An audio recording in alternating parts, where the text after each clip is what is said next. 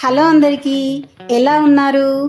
మనం దాబా స్టైల్లో మేతి పన్నీర్ కర్రీ ఎలా తయారు చేసుకోవాలో చూసేద్దాం రండి.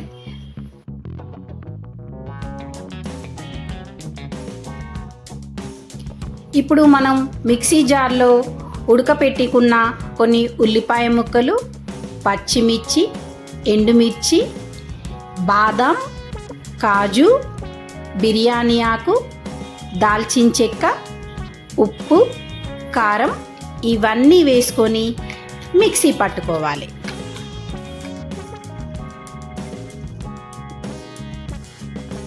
తర్వాత ఒక బౌల్ తీసుకొని అందులో కొంచెం ఆయిల్ వేసుకొని ఆవాలు, జీలకర్ర, కొద్దిగా సోంపు వేసుకొని అవి గోలిన తర్వాత ముందుగా మనం తయారు చేసుకున్న ప్యూరీని అందులో వేసుకొని బాగా కలుపుకోవాలి.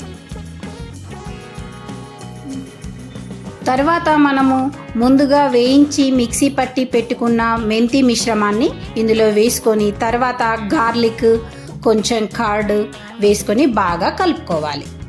తర్వాత పన్నీర్ ముక్కలు వేసుకుంటే ఎంతో tasty dhaba style paneer methi curry ready.